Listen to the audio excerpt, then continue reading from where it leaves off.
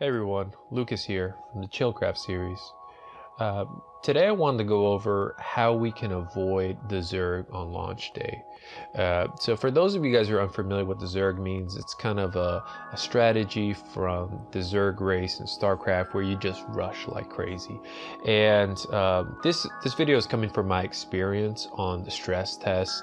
The stress test wasn't to test the servers. I think it was more to test out the players because it was absolutely nuts. And so one of the things that I thought about was this stress test is basically the closest thing that we're going to have to the fresh server launch that is going to be happening on the 26th. There was so much information, everything was happening, everyone was everywhere. Even with the dynamic respawns that were happening on the server, there wasn't enough ways to kind of gain experience.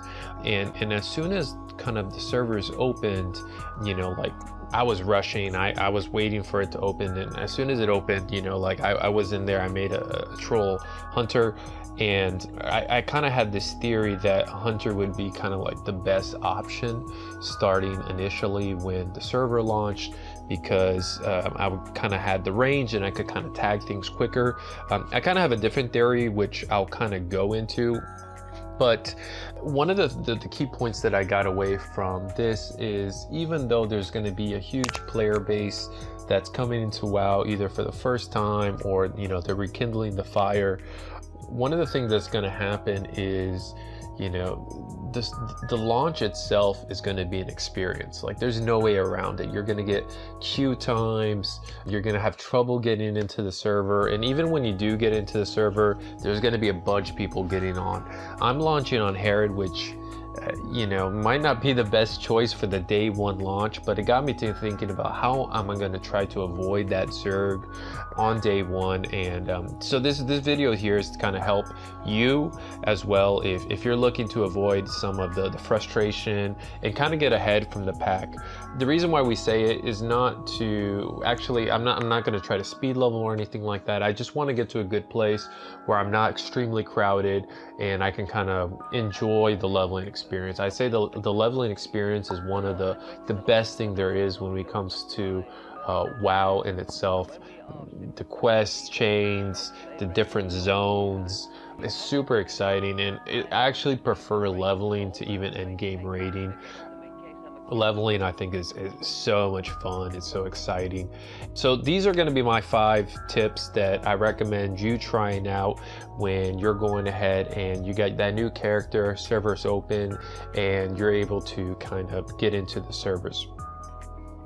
So the first thing you're going to need to do is make sure that you have auto loot enabled and instant quest enabled.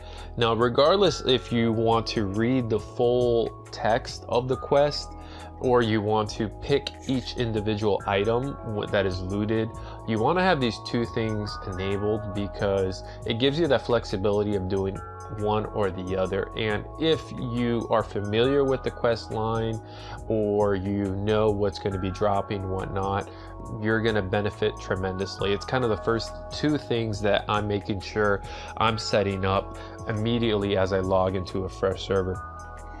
The next thing that you're going to see is as you get into the server, it's just going to fill up and you're going to struggle to really even click on things, right? So make sure you're familiar also with some of the key bindings. The most important 2 things that I would specify outside of auto loot and instant quest is I always make sure I have strafe set to A and D. That's up to your own personal preference, and making sure you use tab to kind of tag all the mobs. So that brings me to point number 2. Make sure you tag every mob that you can. So when I say tag every mob, it means just to engage them into combat.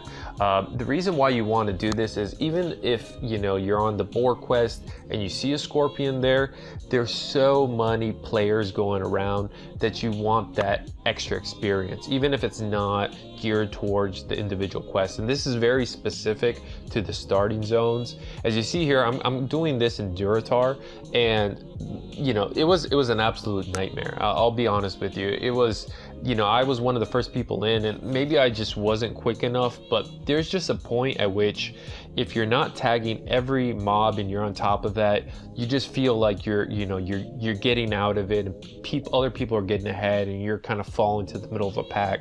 I think actually the middle of the pack is the worst place you can be. You want to kind of be ahead of the pack or behind the pack.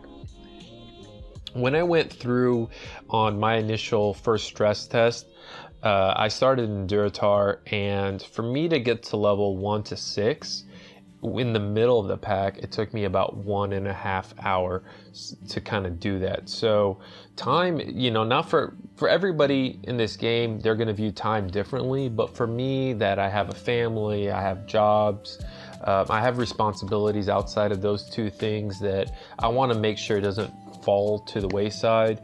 1.5 hours just isn't really cutting it for 6 hours, especially when you're at the starting zones.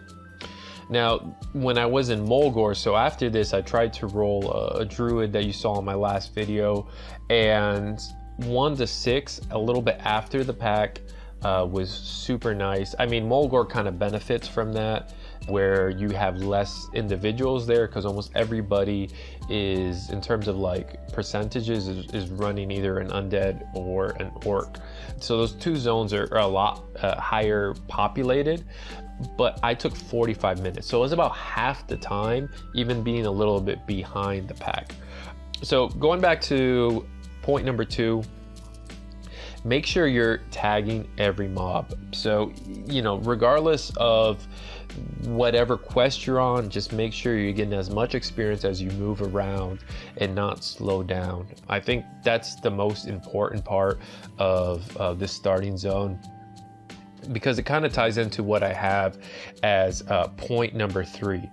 Now, point number 3 is skip the bad quests. Now, there's a couple key ones here, which I'll point out here that I thought was absolutely terrible. And these are the quests where you're focusing on one unique spawn. So this can be, creature, almost think of it like a mini boss, that you're kind of starting in these starting zones. The key ones in Duratar are Sargoth, which is a scorpion. I can't forget, I couldn't even get to the second part. I kind of skipped the second one, but it's the orc warlock in the back of the caves there with the burning blade medallion. It's the lieutenant in Kulturas, the kind of like starting marine area that's a little bit after the 1 to 6 zone, and it's Zalzani over there on the Echo Islands. Now, this doesn't mean you don't have to do these, but these are bad quests specifically for launch. As you see here, you have about, this huge cluster just around the spawn area of where these dynamic respawns are going to be. And the worst part about it is that you need to be in a group with 5 people that you don't even know. But on top of this, the cluster, it's like a surrounding ball, and you can't, even if your group gets the tag on that spawn, what's going to actually happen is you're going to be trying to click on that spawn to loot for whatever case it is. I think for Sargoth it's his claw, the other one is the burning blade medallion. It's so difficult to even click and get that loot that if your group tags it, you're going to be super frustrated if you can't click on it and it respawns again. I think that just going around and tagging more mobs and getting more experience that way is 100% worth it, and even skipping these quests. Now, if you're in a group of 5 people that you actually know, I would recommend doing it. And if you're a class that actually has the capability of having an early instant cast like an Earth Shock or Moonfire, then maybe you're at a more advantage and maybe you want to do these quests. But my third advice is just really skip the bad quests if you can. If you can get experience another way, I would say it's a lot less of a headache, and you want to take advantage of that and avoid it. The game, it's going to be a long game, so anytime that you can kind of get away from this, we only have 5 servers. If you're on Herod, it's going to be a cluster. my fourth point is invest in bags. If you have a friend that's a clothy and he decides to get tailoring, or you're in Mulgore and you pick up leatherworking and you get access to that quest where you get the Kodo bags, early on, these are so worth it. Save your cloth, talk to your friends, say, hey, make me that bag. The reason why is you're going to want to get as much gold as possible for your spells. The game is, in the beginning, it's just going to have so low gold that everything is going to be super valuable. That gold that you need to be able to buy your spells, to buy items, or even your mount later on. You're going to want to have those extra bags just to turn in as much, loot that drops from the spawns or for quests. There's no worse feeling than being midway through like an area where you're questing and you just got to keep deleting stuff from your bags because you don't have enough bag space. So early on, invest in bags, whether you have a tailoring friend or you whisper somebody. When I was on the stress test, I was lucky enough to find this guy right here that he was basically, I didn't understand what he was saying at the time, but he was saying, hey, for 1 silver and the cloth that's required, I'll make you the bag. So he was charging very low from some starting bags, and I was able to get some that way. I just had to go and grind a couple more quill bores to get the right cloth because I had to use it all on leveling first aid. The fifth point and the last point that I want to go into is, if you're a solo player, you have to know when to group. There's certain quests, like I mentioned, the dynamic respawns that are unique, like Sargoth or whatever the case is, that after you get through that first area, which is basically levels 1 to 6, it makes no sense to not group up for some of these quests. You're going to have a lot of a population that's going to be big. If you're in Duratar or Mulgore or the Barrens, or if you're on the Alliance, you're moving to Westfall and you're starting to do those quest lines. You're going to want to, for specific quests like escort missions or whatever the case is, where there's a bunch of people trying to do the same thing, the more people that are in your group, the easier it is for you to either tag a specific mob that you need, and it's almost like common courtesy if they're waiting there. It's better for all of you guys to get credit for that and get a little bit less XP and guarantee that you actually get that, either that quest going or that you kill that spawn. So knowing when to group up is extremely important. Unless you're going with a group of people that you know and it's extremely efficient, maybe you have a guild that you already started behind the scenes, then you're solid, you're good to go. But if you're a solo player, know when to group. So with that, those are my tips on how to avoid the ZERG on launch.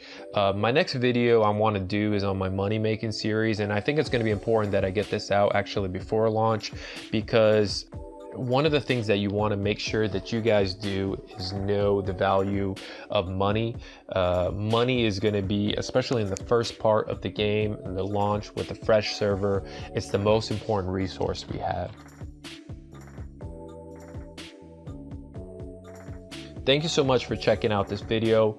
If you want to go ahead and support the channel, please go ahead and sub and share this with maybe a couple of your guildies.